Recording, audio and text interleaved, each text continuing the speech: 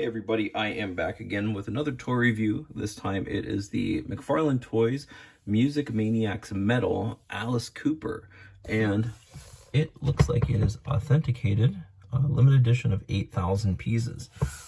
It looks like it comes with a collector card in the back there, or something. Maybe it's a piece of paper, I'm not sure. But I'm not sure if it's like signed, or if it's actually signed, or it's just printed. But a bunch of stuff on the back here. Again, it says about it being authenticated. It says Paranormal 2017, which is one of Alice Cooper's albums. Some good songs on there. I'm a pretty big Alice Cooper fan, musically anyways. Which stems to the reason I actually bought this figure, besides liking Alice Cooper, thinking he's a great musician. He was on the Muppet Show back in the 70s, and one of the reasons I bought this figure is to put him with my Muppets. So I have some old Palisades figures here, Sweetums and Dr. Teeth, and I have some Diamond Select figures here, Miss Piggy and Animal, because I want to see how well they size up with Alice, and you know what line I'm going to put him with. Anyways, I'm gonna take him out of the package here and check him out and see how he is. Let's check this out first. I didn't even notice when it was in the box, this shiny silver going around the packaging. It's kind of hidden behind everything. You almost kind of don't notice it. It's very cool though. It's a neat little effect that they did on the packaging there. Ooh, this thing is stuck here. So, yeah, it's a collector card.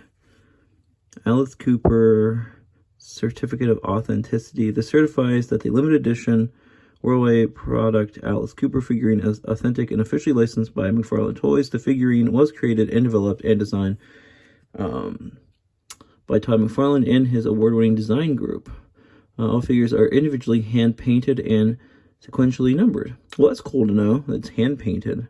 You don't see that very often. And you see what number I got. 1,557 of 8,000. That's a pretty low number, I'd say. I mean, you know, could be number 8,000. That'd be funny.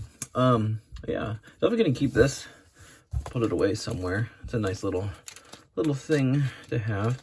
I didn't know that the figure, let's keep it in the way. I didn't know it was hand painted because it doesn't mention that on the packaging. And honestly, you really kind of can't tell. I'm gonna look over that once I once I get into the figure here, if I can get this back in here correctly.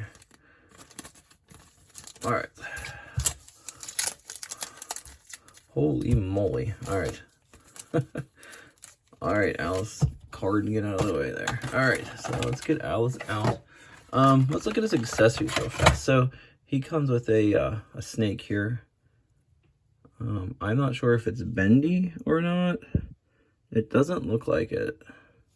But I feel like that is a mistake. It should have been a bendy snake.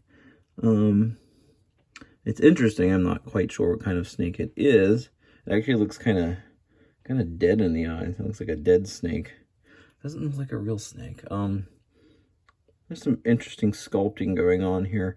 The sculpt actually looks kind of more like corn than it does scales, if you see what I mean. It's kind of strange.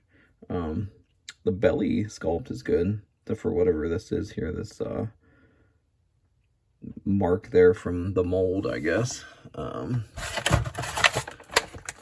casting. It comes with a little microphone on the stand here. Let's see. All right, this looks pretty delicate. It looks like this microphone itself is plugged into the top, but it does not come out. I would not fidget with that. He has a little base underneath the figure here. Would have been cool to like said his name or something, or like the album this is for. So, okay, so this is supposed to plug into this, but it is not going in very easily. There we go. Whew. That's kind of scary considering how delicate this plastic looks. But let me just say, once that's in there, boy, that is nice. I love it. You could like rock it back and forth and stuff. Definitely very cool. And it has 2 pegs. Yay. A lot of companies doing this stuff do not put 2 pegs on their figure stands. They only put 1, which is beyond me. I want this figure to be standing up and not falling all the time. Oh, and there was a tie thing in here, plastic tie thing holding him in, but he broke free, so that is good. We don't need Alice being stuck here. So let's check him out. Right out of the package, I will say there's a bit of like shininess going on to the figure. You can kind of see it in his face. I would have preferred a matte finish, even in the arms and stuff. But the articulation looks pretty decent. It looks like the head is on a peg joint. His hair is really well sculpted, and it is a separate piece of plastic, not attached to the head. And he actually, I thought at first maybe he had ear sculpted on there, but he doesn't. You know, it's saying it's hand painted, but I find that hard to believe because if I can pop the head off, you can't pop it off.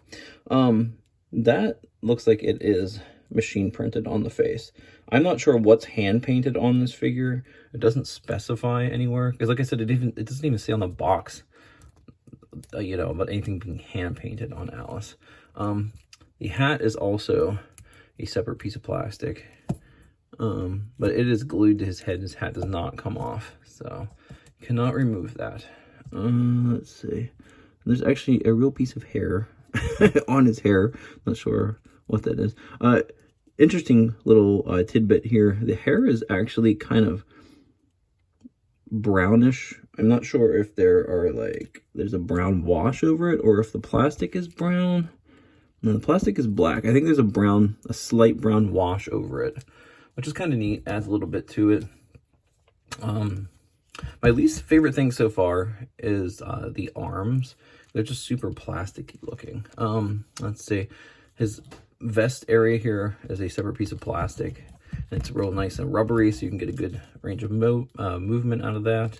Let's see what else. It looks like his button-up shirt and neck are separate pieces as well.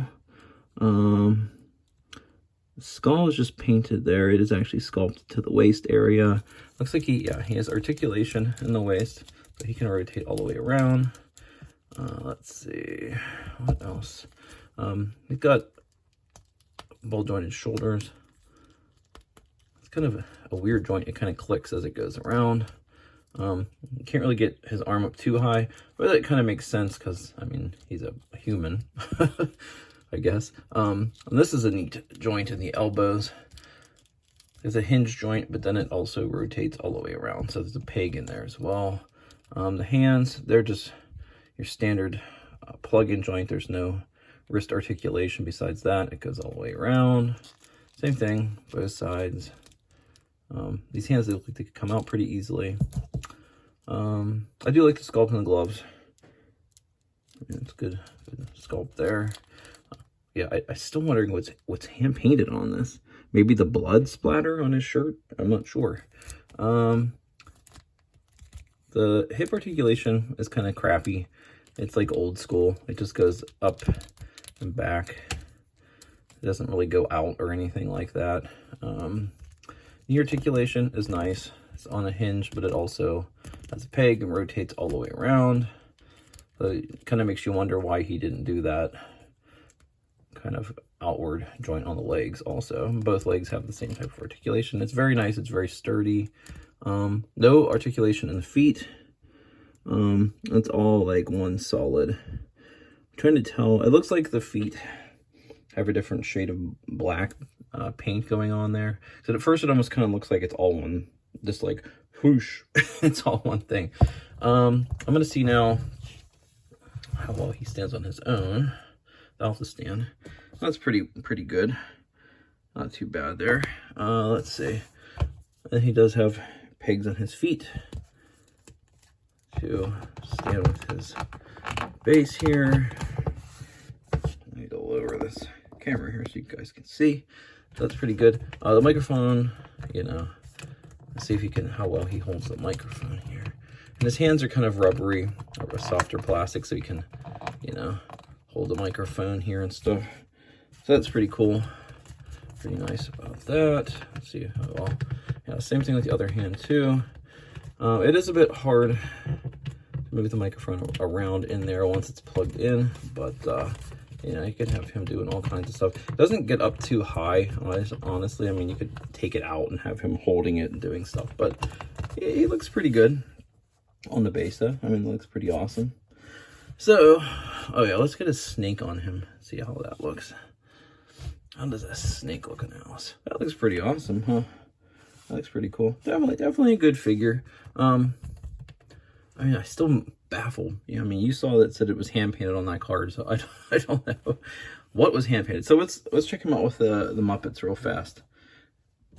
So here's Palisades, Dr. Teeth, and Alice. I'm gonna bring in the big guns now. I'm gonna bring in Sweetums, one of the Muppet monsters, and he's huge. So I feel like, you know, honestly, he fits in. Get this stuff out of the way. He fits in pretty well with these characters. That looks pretty good to me. What do you guys think? So I'm going to take them. I'll leave them in. Now these are the Diamond Select Muppets, and he did a little duet with Miss Piggy on the show, where she ended up getting changed into a monster, which is funny. So there's that. And then I'm going to bring Animal in. Now, Animal has a bit of trouble standing, so I have mine sitting with his drum kit, usually. That's okay. All right, so yeah, there's Animal, too. Let's see. Just so you guys can get kind of an idea where it all stands, you know. I think that looks pretty cool, you know. Alice Cooper on the Muppet Show. But there's not much else to say. I'm trying to get Animal to stand here. There's not much else to say. Until next time, everybody, have a good one.